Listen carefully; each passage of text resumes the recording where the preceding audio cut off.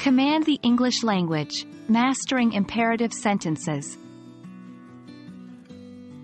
Hello, language learners. Today, we are diving into a special part of English grammar that you often use without realizing: imperative sentences. These sentences are typically used to give commands or make requests, and we are going to focus on how they are used for instructions. Before we jump into their use in instructions, it's crucial to understand what imperative sentences are. They are sentences that give a command, make a request, or offer advice.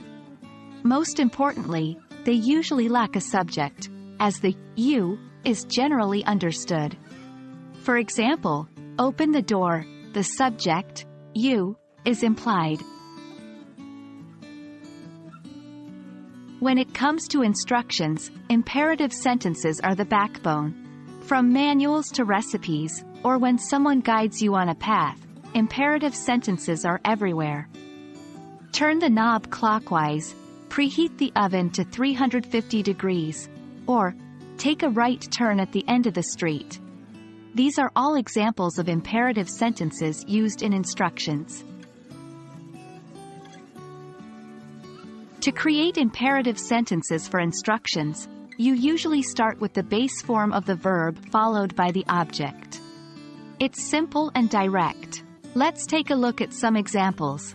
Stir the mixture. Write your name at the top of the paper. Insert the key into the lock.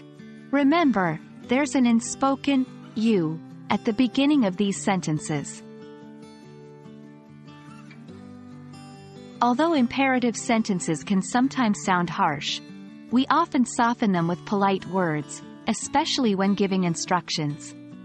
Words like please, or phrases like if you wouldn't mind, or would you please, are common in English. For example, please, fill out this form, or would you please take a seat? And that wraps up our journey into the realm of imperative sentences in English. By now, you should feel confident in identifying, understanding, and formulating them, especially when giving instructions. Keep practicing, and before you know it, you'll be issuing commands like a pro. Keep learning, keep exploring, and command the English language.